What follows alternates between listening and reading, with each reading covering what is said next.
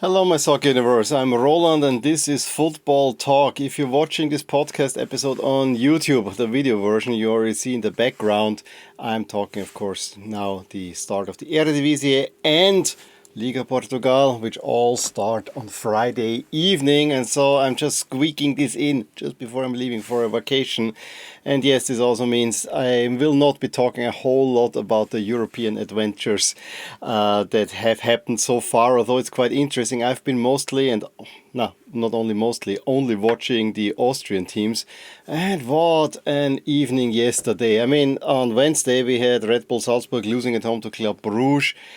Yeah, I guess it was overall deserved. Salzburg probably had more chances, but Club Brugge were just too experienced for this young and not quite settled Salzburg team. And then yesterday evening, Austria Vienna, I don't know what they're doing. They just are not solid enough on the back. They had an early lead at Baník Ostrava. Then they were 3-1 down at one point. Pulled it back to 3-3 with a very beautifully played goal by Zakaria, only to concede another one just minutes later. Then Rapid Vienna also were largely dominant against Dundee United. However, they concede twice, showing some defensive frailties that I kind of saw a little bit coming, to be honest. And so it's only a 2-2 draw. They had the late winning goal, seemingly, however, clear offside in the build-up, and therefore it didn't count. And so the best results was actually Wolfsburg going to PAOK and getting a 0-0 draw where they had the majority of the chances. That was something I did not expect, especially given their start to the season against Altach. So that's been the European action that I've been following this midweek. As I said, I'm still not quite caught up. I had to finish something at work before going on vacation.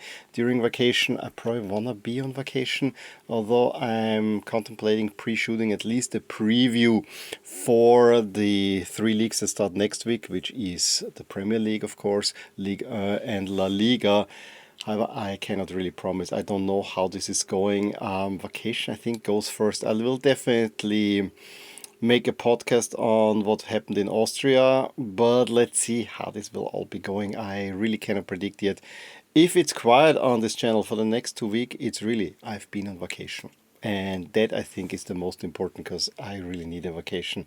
I also need to spend some time with family and kids. But I want to preview the Eredivisie and Liga Portugal. I will do the preview in such a way that I first quickly recap what happened last season, where did everyone end up, then give you what the model says how this season is expected to go based on ratings, which are the ELO rating, the club ELO rating, plus the betting odds ahead of the season of where each team will end up, which I think are okay for the top teams in each league, but they hardly ever differentiate between the bottom teams. So this makes actually these predictions a little bit difficult, I would say. But in those two leagues, it's anyway, we have both leagues with three really big teams, and then the rest is kind of maybe one can challenge, and then the rest is playing more or less against relegation. Although I think the Eredivisie is a little bit more level than Liga Portugal. On the other side, Liga Portugal, we had Santa Clara getting in last season and pipping Vitoria for that Conference League spot. Let's start in the Eredivisie, and again, if you're watching this on YouTube, you see on the background, I did not go only for home jerseys in the background, because they're all red and white except for Heerenveen, and so I chose blue away jerseys for PSV, the reigning champions, and Feyenoord, as well as the really nice away jersey from last season, but that's the one with the windmills, that is white and black sleeves and a black pattern on there. Last season, Ajax seemed like they can pull the upset. You know, they had this horrible season, 23-24, and then suddenly they found themselves within reach of getting an unlikely championship, only to throw a 9-point lead away, I think, in the past 4 rounds. An absolute collapse. And yeah, they even had the coach then, Farioli, leaving the club. So we have to see what Ajax will do. We also saw that PSV is now more or less in a transition, although twice with Peter Bosch. They won now the title, one very convincing. The last one, they seemed like it's going well, and then they also collapsed.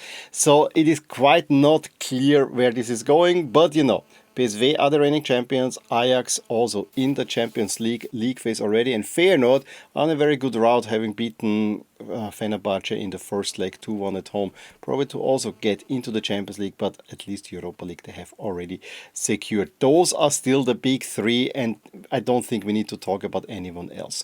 In fourth place, the sensational team of the last season was Utrecht, challenging for this Champions League playoff spot for quite a while, however in the end falling short, Feyenoord just being a much more solid team there. They are still in the qualifying stages of the Europa League and are looking good to advance to the playoff. But we also had AZ barely making it into the Conference League, but beating out Twente as well. So Twente, who have been a regular, both of these teams are regular in the Europa League, but one of them was missing out, yes, because Utrecht had a really good season. AZ actually had a very disappointing season overall, as they also lost the cup final to the go-ahead Eagles, who are straight into the league phase of the Europa League. AZ, though, are also still in the running for the Conference League, and I think if they make it in there, I could make them see a little bit of a run. So this was happened last season. We also had Almere, Waalwijk and then Willem II in the playoff being relegated. Volendam, Excelsior and Telstar coming up, Telstar beating Willem II in the playoff final. And so Telstar, and I said it last season, it's the first time, no it's not the first time, but it has been a long time that they have been in the Eredivisie. So now, based on my model, again, this is betting odds as well as the ELO rating. Who are the favorites for the new season? Well, it is PSV, the huge favorite, and I think this parses quite well with my feeling. Yes, they are in a transition period, but still they have been the best team in the Netherlands for the past 2 years, and I can only see PSV being the favorites. Ajax, with the return of the old logo, which is probably the best new thing in the Eredivisie, are still in second place, just ahead of their eternal rivals Feyenoord. I actually think Feyenoord is probably a little bit overlooked in that one. AZ is the fourth force at the moment, and then the rest goes more or less for this Conference League playoff spots. So we have Twente, Utrecht, Nijmegen, Sparta projected to be in there. However, don't discount the go-ahead Eagles and Heerenveen. And the rest is already against relegation. It is really, really tight, with the three promoted teams, of course, being the prime candidates to get relegated again. And I also have to say, unlike in Germany, where the relegation playoff usually sees the Bundesliga team survive, in the Netherlands this has been anything but. It's relatively level there, so that makes surely an interesting round. So nothing really surprising. It also fits kind of with my expectations that I can have from the Eredivisie from afar. Not talking about transfers because honestly I've not really been following that, but I've seen a few things. The first round kicks off on Friday evening with Sitter taking on the cup winners, go ahead Eagles. Then we have, let's look at the big names. Feyenoord opening a season against NAC Breda. We have Heerenveen taking on Volendam, newly promoted team. PSV actually not that easy of an opening opponent, but still should be a win against Sparta Rotterdam. Ajax open against another promoted team in Telstar. And AZ against Groningen, I think, is quite an interesting one. Utrecht against Almelo, and the round on Sunday. Now let's go over to Portugal, where Sporting actually also won the double. However, this was a tight one. They actually had twice to play Benfica in the last few weeks. Once in the penultimate round, where they more or less secured already their title. They just had to win the final game. I think Benfica also tripped up there. And then the cup final, where they just escaped because Benfica battered them left and right. In the last minute of the game, they got an equalizer and then won it in overtime. Was a rather lucky win, and added to Benfica's bad season. Sporting have now won 2 titles in a row, and this past season they actually had to overcome losing Ruben Amorim. Remember, in the Champions League, Sporting went a really good path and were one of the more exciting teams, destroying, for instance, Manchester City in the process. But then, losing Amorim, it suddenly fell apart and it got a whole lot tighter. It seemed like Sporting were waltzing to the title when they still had Amorim, and then it became a tight title race. But in the end, on part of Victor Gyökeres, they plowed through. However, they lost now Victor Gyökeres, and this is in Portugal anyway the case.